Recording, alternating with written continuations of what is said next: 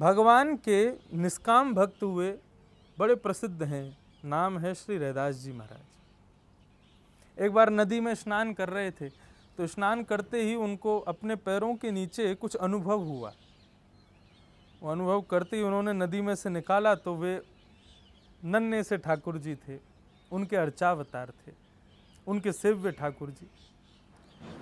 अब तो रैदास जी इतने प्रसन्न हो गए कि ठाकुर जी स्वयं अपनी सेवा करवाने के लिए मेरे समीप आ गए, बड़े आनंदित हो गए।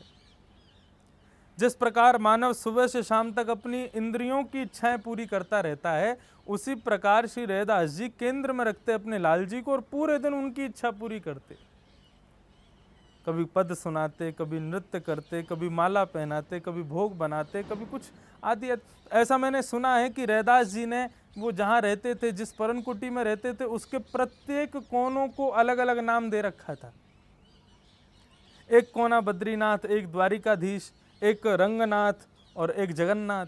अब बोले कि इतना मैं समर्थवान नहीं हूँ कि सब जगह दर्शन करने जा सकूँ, तो अपने लाल जी से कहते, लाल जी अब तो हम जा रहे हैं जगन्नाथपुरी। तो एक कोना जिसका नाम जगन्नाथ था, उसी में जाकर बैठ जाते। बोले अब जगन्नाथपुरी में नेत्र बंद करके जगन्नाथ स्वामी नयन पथगामी भवतु में उनका दर्शन करते।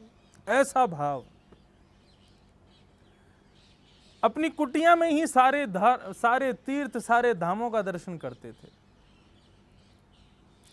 लेकिन वही बात है ना बंधुओं, संसार का एक नियम है कि यहाँ पर लोग आपको सम्मान रूपी अमृत पिलाते हैं, तो आप ये भूल जाते हैं कि कभी ना कभी आपको विष रूपी अपमान भी पिलाया जाएगा।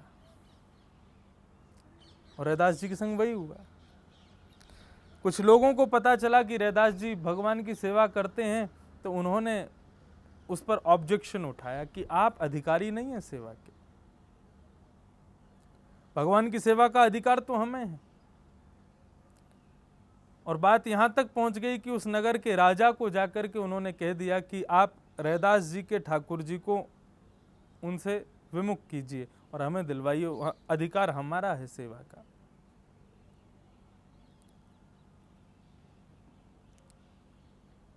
रैदास जी तक जब ये बात पहुंची तो रैदास जी बड़े प्रसन्न हो गए और कहने लगे, लाल जी देखो, आज तक हम अपना प्रेम आपके सामने प्रकट करते आए, लेकिन अब बारी है आपके प्रेम का दर्शन करने की कि आपका प्रेम कैसा मेरे प्रति। प्रातः काल का समय हुआ, बीच में एक सुंदर सिंहासन पर लाल जी विराजे, एक तरफ रैदास जी और एक तरफ सारे उनके विपक्षी बैठे। राजा ने कहा, आप लोग अपनी तरीके से उनको प्रसन्न करना शुरू कीजिए। जिसकी तरफ ठाकुर जी ने मुख मोड़ लिया, जिसकी तरफ ठाकुर जी का मुख हो गया, ठाकुर जी उसी के। अब तो विपक्षियों ने खूब महाराज अनेक अनेक प्रकार से ठाकुर जी को रिझाने का प्रयास किया। सुंदर पंचामृत से अभिषेक किया, 56 भोग लगाए, सुंदर माला पधराई और जितनी क्रिया वो कर सकते सब की। लेकिन ठाकुर जी खड़े रहे। समय आया श्री रैदास जी का। राजा ने रैदास जी से इशारा किया, महाराज अब आप अपनी सेवा पद्धति प्रारंभ करें, ठाकुर जी को रिझावें। रैदास जी ने हाथ जोड़ करके अपने लाल जी को देखा और नेत्रों से अश्रुपात करने लगे। बोले, हे प्रभु।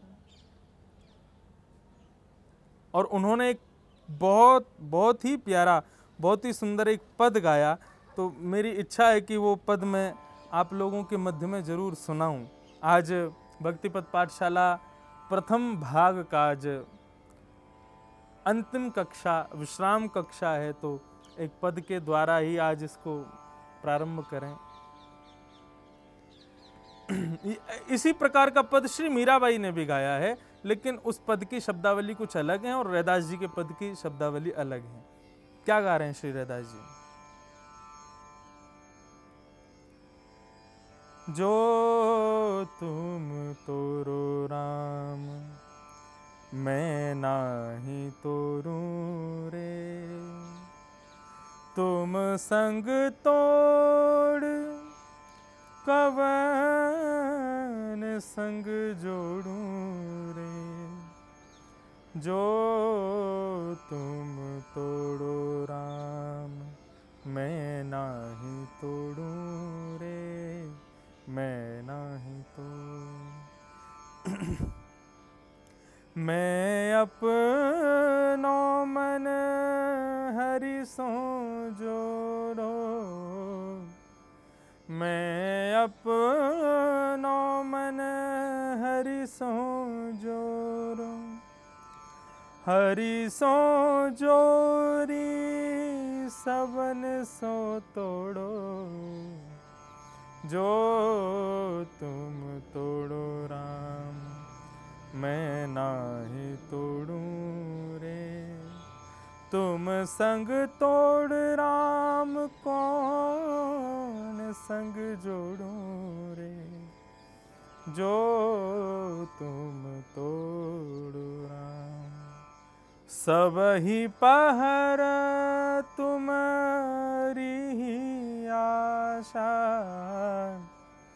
सब ही पहर तुम्हारी आशा।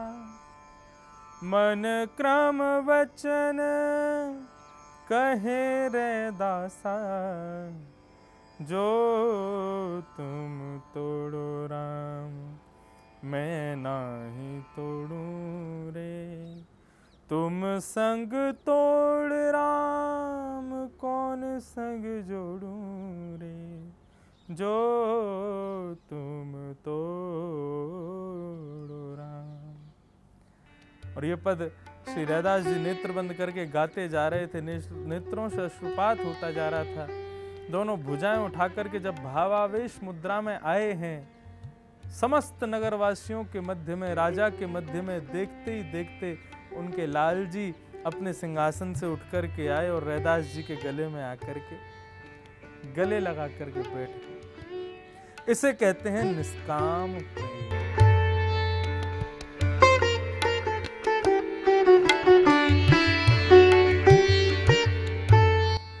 नमस्कार, जय श्री कृष्ण। आप सभी पथिकों का पुनः बहुत बहुत स्वागत है भक्तिपथ पाठशाला में।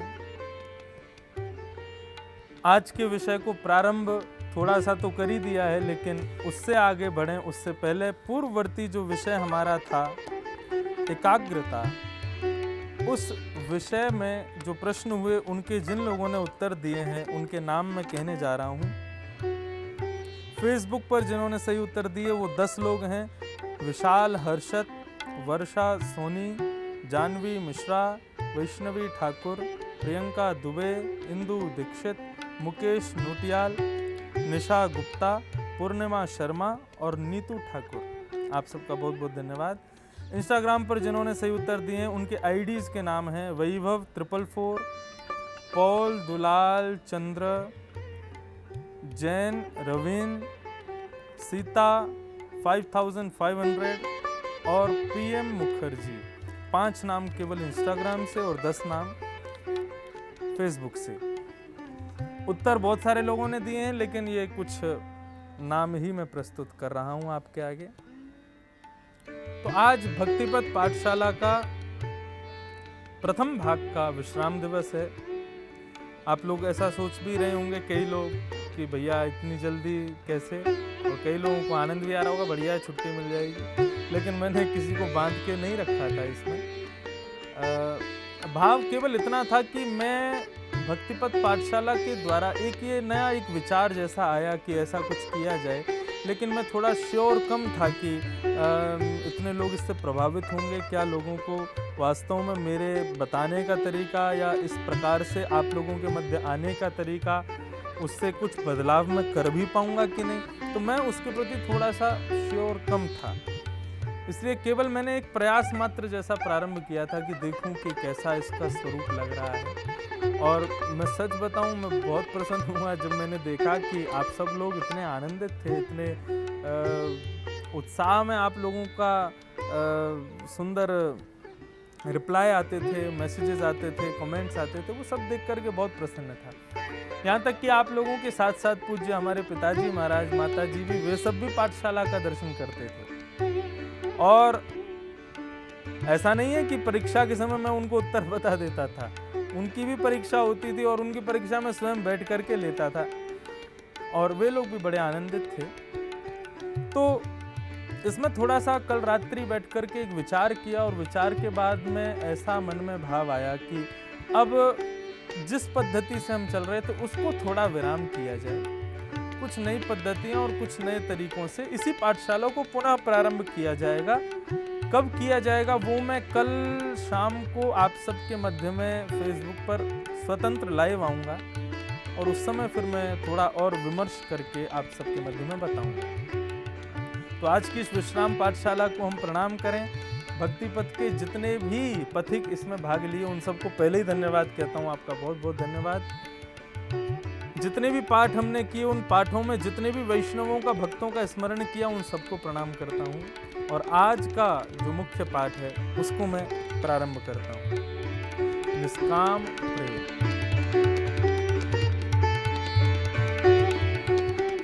निष्काम प्रेम मतलब कामना से रहित प्रेम। प्रेम शब्द जब हम सुनते हैं तो प्रेम शब्द सुनते ही बहुत सारे विचार भावनाएं मन में प्रकट हो जाती हैं। माँ का पुत्र के प्रति, पिता का पुत्री के प्रति, बहन का भाई के प्रति, पति का पत्नी के प्रति, संसार के प्रति, व्यापार के प्रति, धन के प्रति, ये सब प्रेम के रूप हमने बना रखे हैं, लेकिन ये प्रेम नहीं है। प्रेम इतना सस्ता नहीं हो सकता कि उसका कोई बखान कर सके। भक्ति के आचार्य श्री नारद जी महाराज से पूछा गया कि आप इतने बड़े प्रेम के प्रवर्तक हैं, भक्ति के आचार्य हैं, आप अपनी वाणी में बताइए प्रेम किसे कहते हैं। तो श्री नारद जी महाराज नारद भक्ति सूत्र में कहते हैं अनिर्वचनीयम प्रेम स्वरूपम। नारद जी कहते हैं नारद भक्ति सूत्र में कि प्रेम के स्वरूप को कोई बोल ही नहीं सकता, वो बोलने का विषय ही नहीं है, वो कहने का विषय ही नहीं है। मतलब स्पष्ट मना कर दिया कि कुछ कह ही नहीं सकते। तो फिर काय को आज की पाठशाला निष्काम प्रेम के ऊपर लेके बैठे हम।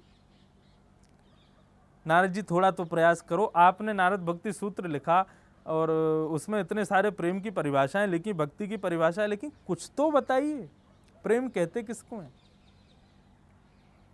नारद जी बोले भैया तुम लोग मेरी मनस्थिति समझोगे नहीं, मैं सच में इसका बखान नहीं कर सकता। बोले क्यों नहीं कर सकते? तो कहते हैं मुकास्वादनवत।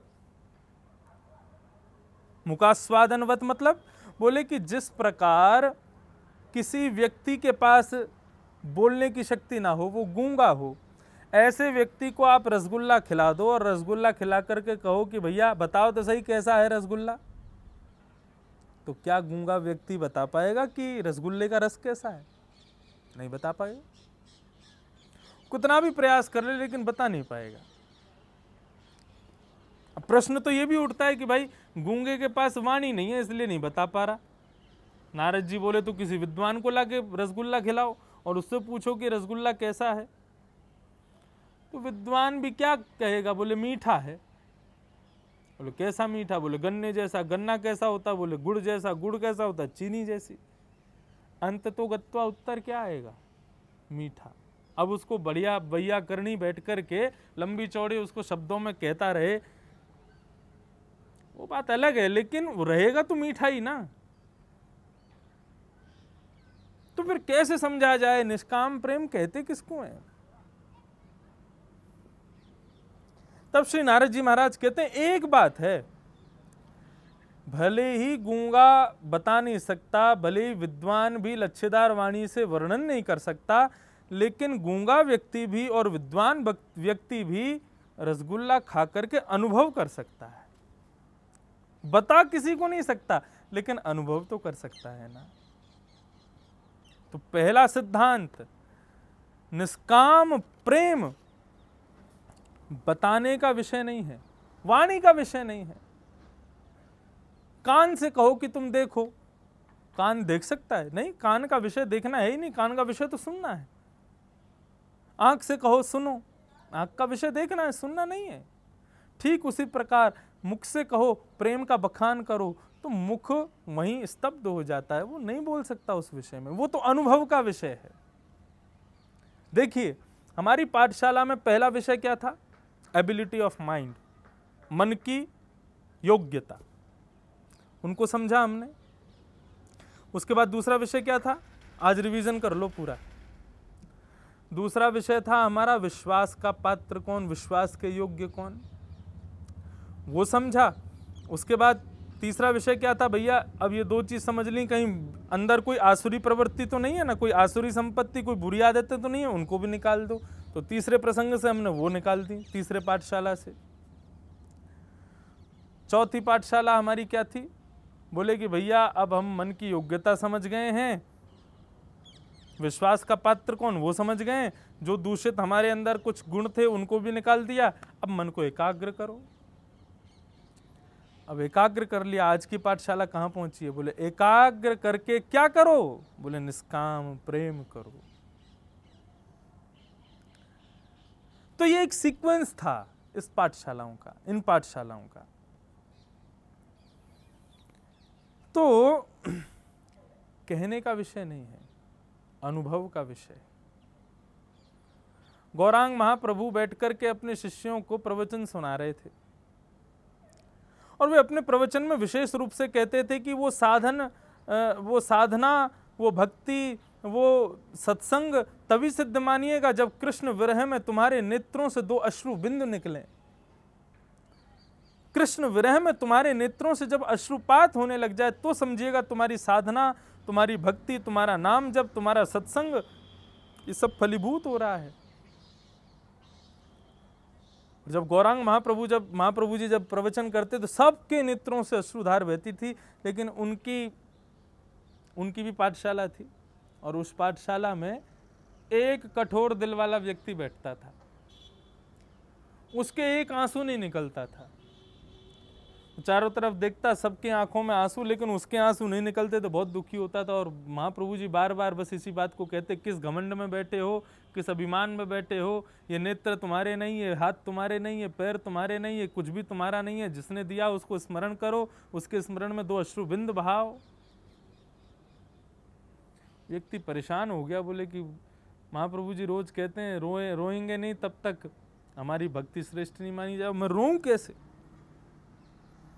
उसने विचार किया और दूसरे दिन वो जब सभा में बैठने के लिए जा रहा था तो उसने एक कपड़े में कुछ मिर्च रख ली और कपड़ा बांध करके पोटली बना करके और उस सत्संग में पहुंच गया।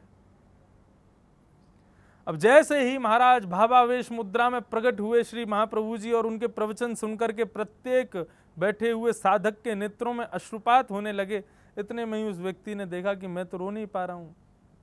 उसने मिर्ची के हाथों को अपनी आंख से लगाया और जैसी आंख से लगाया तो उसके भी आंसू बहने लगे। अब तो वो भी उन लोगों के साथ में आनंद विभोर होकर के रोने लगा। 1 दिन 2 दिन कुछ दिन तक तो ऐसे ही करता रहा। तीसरे चौथे दिन किसी ने उसको नोटिस किया, बहुत दिन से नोटिस कर रहा था। उसने देखा कि अरे राम राम राम, बताओ ये प्रवचन में ढोंग करता है और मिर्ची आंख में लगा करके और उससे आंसू बहाता है। वो व्यक्ति उठा जाकर के महाप्रभु जी के पास गया, बोले प्रभु आपके ये प्रवचन में ये व्यक्ति बैठा है ना, ये बहुत कठोर दिल वाला है, लेकिन ये 4 दिन से रो रहा था, मुझे संदेह था, मैंने देखा तो इसके हाथ में मिर्ची के पोटली है, ये उससे अपने आंखों से आंसू निकालता है। महाप्रभु जी ने उसको बुलाया, क्यों भाई ऐसा क्यों करते हो। दुखी हो गया, खिन्न मन से कहने लगा, बोले मैं क्या करूं, मैं खूब समझाता हूं अपने मन को, भाई तू थोड़ा रोया कर। गुरुजी रोज रोज कहते हैं कि सत्संग में रुदन नहीं हो तब तक अपना सत्संग श्रेष्ठ मत मानना। मैं इसको रोज कहता हूं, तू भी उस लीला में पहुंच करके उस दृश्य का दर्शन किया कर, लेकिन ये मानता ही नहीं, रोता ही नहीं है। लेकिन आप कहते हैं बिना रोए साधन की सिद्धि नहीं होती, निष्काम प्रेम प्रकट नहीं होता। मैंने सोचा मैं क्या करूं, तो मैंने कहा तस्मात् केनाप्युपायेन मनः कृष्णे निमेषयेत्, किसी भी उपाय से सही कार्य की पूर्ति होनी चाहिए। तो मैं मिर्ची ला करके अपने आंख में लगा लेता हूँ, रो देता हूँ। महाप्रभु जी खड़े हो गए, उसको अपने हृदय से लगा लिया, बोले बड़े प्रसन्न हो गए। और जिन लोगों ने शिकायत की उनको डांटने लगे, बोले तुम लोग यहाँ क्या करने आते हो, ये देखने आते हो कौन क्या कर रहा है, कौन रो रहा है, कौन नहीं रो रहा है, कौन कैसे बैठा है। अरे कम से कम उसने प्रयास तो किया। और जो व्यक्ति निष्काम प्रेम के प्रति एक पग भी बढ़ा करके प्रयास करता है, भगवान उसके लिए 60 पग चल करके आते हैं, हृदय से लगाते हैं। महाप्रभु जी ने कहा कि अब दूरी नहीं है, कृष्ण तुमसे दूर नहीं है, तुम प्रयास कर रहे हो, ये प्रयास ही उनको प्रिय है। मैंने एकाग्रता के विषय में, अभ्यास के विषय में कहा, अभ्यास भगवान स्वयं कहते हैं, अर्जुन अभ्यास बहुत जरूरी है, आप अभ्यास तो करो। निष्काम प्रेम, तो मैंने निष्काम प्रेम के ऊपर में कुछ नोट डाउन किए हैं। कोई 4 लोगों के नाम मुझको समझ में आए हैं, अपनी मति से मैं ये कह रहा हूं। और निष्काम प्रेम के इन 4 आचार्यों के 4 गुण हैं, वही 4 गुण निष्काम प्रेम में परिलक्षित होते हैं। जहां नारद जी नहीं बोल सकते, वहां मैं कुछ कहने का प्रयास कर रहा हूं, तो आप लोग समझ लीजिएगा कि निष्काम प्रेम पर प्रवचन करना कितना मुश्किल है।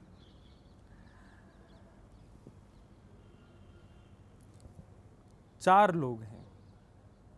पहला, यथा ब्रज गोपिका नाम, नारद भक्ति सूत्र में नारद जी कहते हैं ब्रज की गोपियां। गोपियों के भाव से कोई लहंगा फरिया वाली या फिर कोई कुंडल और आदि श्रृंगार करने वाली आप किसी महिला के रूप में गोपी को मत समझिएगा। हमारे भागवत सुनने वाले सब लोग जानते हैं गोपी किसे कहते हैं, जो अपनी प्रत्येक इंद्रिय से कृष्ण रस को पीवे, आंखों से दर्शन के प्यासे। और वो पद में गाया ना, दर्शन को नैना तपे, वचन सुनन को कान, और मिलवे को हियरा तपे, हिय के जीवन प्राण, गोवर्धन वासी सांवरे, प्यारे तुम बिन रयो न जाए, गोवर्धन वासी सांवरे। शिमलुपीठ वाले महाराज जी कहते हैं, जो गोपी गीत हम लोग पढ़ते हैं, वो गोपी गीत गोपियों ने द्वापर में गाया, लेकिन इस कलयुग में उन्हीं समस्त गोपियों के भाव से प्रकट हुए श्री चतुर्भुज दास जी, जिन्होंने ये गोप गीत गाया, गोवर्धन वासी सांवरे, लाल तुम बिन रयो न जाए। तो जहां प्रत्येक इंद्रिय से कृष्ण प्राप्ति की इच्छा प्रकट हो जाए, उसको कहते हैं गोपी भाव। तो निष्काम प्रेम की पहली आचार्य हैं गोपी। कैसे? और गोपियों से हमने क्या शिक्षा ग्रहण की? उद्धव जी गए गोपियों को समझाने, और गोपियों से जाकर के कहते हैं कि भाई, जिसको तुम लोग अपना प्रेमी मानते हो वो साक्षात नारायण है। प्रेमी तो केवल तुम्हारा होता है, लेकिन नारायण पूरे विश्व का है। विश्वम विष्णु वसत्कारो, सारा विश्व उसका है, वो आपका अकेला प्रेमी कैसे हो सकता है?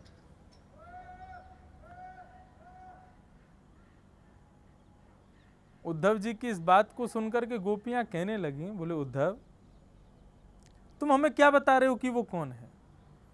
गोपी गीत की एक पंक्ति आती है, न खलु गोपिका नंदनो भवान, अखिल देहि नाम अंतरात्म द्रेक। आज विश्राम है, इसलिए गोपियों को भी प्रणाम और सबको प्रणाम कर रहा हूं मैं, भाव से सुनिएगा। गोपियां कहती हैं, कन्हैया नखलु गोपिका नंदनो भवान, तुम नंद नंदन नहीं हो, तुम यशोदा नंदन नहीं हो, हम सब जानती हैं तुम कौन हो। कौन हो? बोले ब्रह्मा जी की आज्ञा से सारे अखिल देही नाम अंतरात्मद्रिक, समस्त संसार में रहने वाले लोगों के हृदय में रहने वाले तुम उन सब की आत्मा परमात्मा हो, साक्षी हो उन सब के। ब्रह्मा जी की आज्ञा से तुम यहाँ पृथ्वी पर पधारे हो, हम सब जानती है तुम कौन हो। तो गोपियां तो जानती हैं वो ईश्वर है, लेकिन फिर भी प्रेम भगवान से।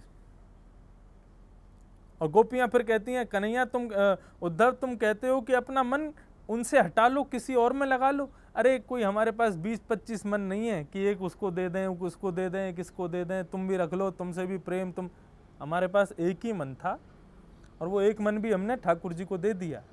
मन ना रहे 10-20, एक हतो सो गयो श्याम संग। एक ही था हमारे पास, वो भी गया शाम के साथ में। अब किस में लगाए मन को? गोपियों की भावावेश मुद्रा है। हमारे जैसा मन नहीं है, ले भैया तो तू प्रेम है, तू मेरो प्यारो है, तू भी मेरा है, तू भी मेरा, सबको अपना बनाते हैं, सब में अपना प्रेम लगा देते हैं। मैं हमेशा से कहता आया हूं और आगे भी कहता रहूंगा, अंतिम श्वास तक कहता रहूंगा, बिन गोपाल को नहीं अपनो। संसार में कोई अपना नहीं है, कोई भी नहीं। तो गोपियां ये निष्काम प्रेम की पहली आचार्य, और इनसे हमने क्या सीखा कि they do not expect anything, मतलब आशा नहीं करती हैं। हमारे प्रेम में सामने वाले से आशाएं होती हैं कि तुम क्या करोगे हमारे लिए, हम तुमसे प्रेम करते हैं, लेकिन गोपियों के प्रेम में आशा नहीं है। तत् सुखे सुखित्वम, तुम जिसमें सुखी हो हम उसमें सुखी हैं। तो पहली प्रेम निष्काम प्रेम की आचार्य कौन? गोपी। दूसरे कौन है? भगवान। भगवान प्रेम के दूसरे आचार्य हैं निष्काम प्रेम के। अहम भक्त पराधीन, श्रीमद् भागवत में भगवान कहते हैं मैं अपने भक्तों के पराधीन हूं, पूरा विश्व मेरे पराधीन है। और भगवान से हमने कौन सा गुण देखा कि भगवान अपने भक्त के प्रेम के प्रतिरूप धारण करके अहम में नहीं रहते। भगवान की सत्ता बहुत बड़ी है, लेकिन अपने भक्तों के प्रेम के वशीभूत होकर के भगवान अपना अहम भूल जाते हैं। भगवान अहम शून्य हो जाते हैं। भगवान ये तक भूल जाते हैं कि मैं ईश्वर हूं। मतलब प्रेम के आचार्य का दूसरा लक्षण क्या है? बोले कि वो अपने गरिमा महिमा इन सबको भूल जाता है अपने प्रेमी के लिए।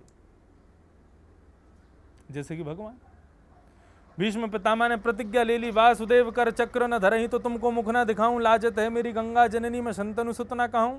भगवान ने प्रतिज्ञा कैसे ले ली कि शस्त्र नहीं उठाऊंगा, मैं शस्त्र उठवा के रहूंगा। और जब अर्जुन को केंद्र बना करके बाण चलाना चाहा भीष्म पितामह ने, तो अर्जुन को बचाने के लिए भगवान श्री कृष्ण रथ का चक्का लेकर के दौड़े। भीष्म पितामह ने अपने धनुष बाण छोड़ दिए। आप कहो मैं शस्त्र बिन भूमि हरऊं सब भार, आप तो भाई शस्त्र नहीं उठाने वाले तो फिर क्यों उठाया? भगवान बोले, हंसने लगे, प्रबल प्रेम के पाले पड़कर हरि को नियम बदलते देखा, अपना मान टले टल जाए पर भक्त का मान न टलते देखा। बोले यदि मैं शस्त्र नहीं उठाता तो तुम्हारी प्रतिज्ञा कैसे पूरी होती, और तुम मेरे भक्त हो, तुम्हारी प्रतिज्ञा पूरी हो उसके लिए मैंने शस्त्र उठाया। तो कहने का अभिप्राय, निष्काम प्रेमी में दूसरा लक्षण क्या होना चाहिए कि वो किसी भी अहमता से शून्य रहे, अपने किसी भी सद्गुण का उसके भीतर अहम ना हो। तीसरे आचार्य कौन है? गुरु। ये गुरु हमारे तीसरे आचार्य।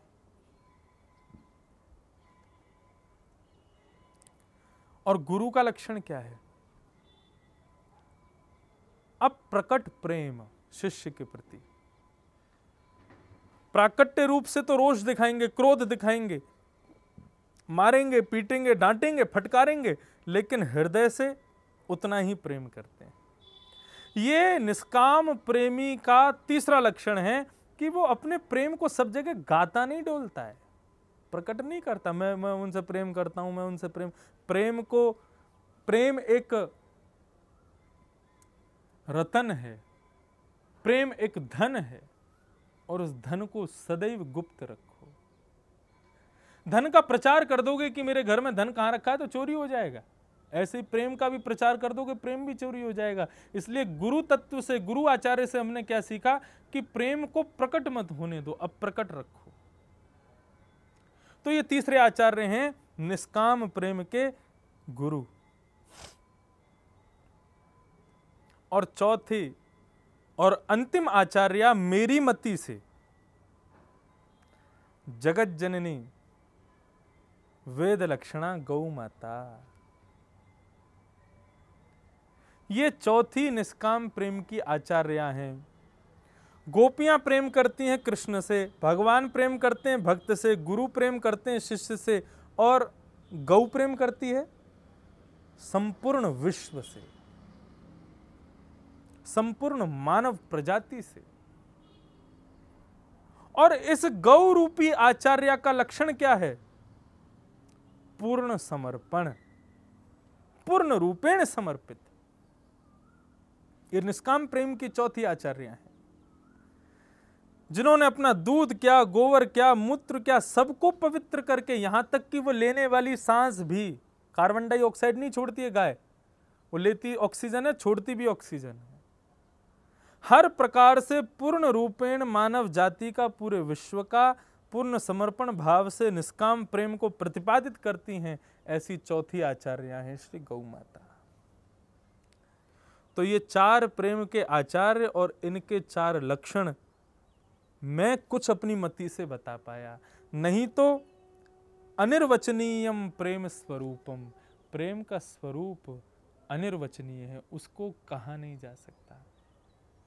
प्रेम नगर की डगर है कठिन रे, बटोही न करना बसेरा पग बढ़ा, हो न जाए अंधेरा पग बढ़ा, हो न जाए अंधेरा। आप सभी पथिकों को बहुत बहुत प्रणाम करता हूँ, बहुत बहुत जय श्री कृष्ण। इन 5 दिवस की कक्षाओं में आप लोगों को जो भी अपनी मति से मैं बता पाया, बस यही प्रार्थना करता हूँ, उन सब बातों को जीवन में उतारने का प्रयास कीजिएगा। वे जरूर किसी न किसी रूप में आपकी सहायता ही करेंगे, उनसे आपका किसी भी प्रकार का कोई नुकसान नहीं होने वाला है। और मेरी मेहनत का भी थोड़ा सा आप लोग ध्यान रखेंगे तो उसको जरूर अपने जीवन में अपनाएंगे। पुनः जल्दी मिलूंगा अगली पाठशाला में भाग 2 के साथ में, और वो कब प्रारंभ होगी, कैसे प्रारंभ होगी, इसका मैं पूर्ण प्रयास कल शाम 6-7 के बीच में फेसबुक पर लाइव आकर के मैं आप सबके मध्य कहने का प्रयास करूंगा। यदि किसी कारणवश नहीं आ पाऊंगा तो मैं किसी न किसी रूप से आप तक इन्फॉर्म करवा दूंगा।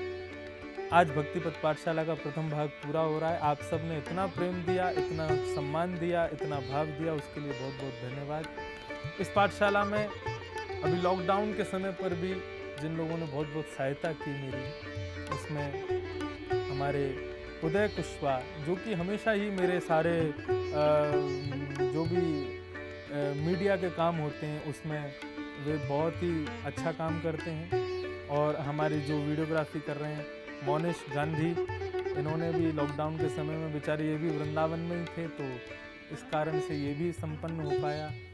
और माधवेंद्र पुरी दास, उनकी भी बड़ी सहभागिता सहयोगिता रही, उसके कारण ये हो पाया। मेरे पूज्य पिताजी, माताजी, गुरुजन और आप सभी वैष्णव जन, सब लोगों को बहुत बहुत धन्यवाद करता हूँ। श्री राधा रमण जी के चरणों में इस भक्तिपथ पाठशाला को अर्पित करता हूँ और अपनी वाणी को विराम देता हूँ। जय श्री कृष्ण।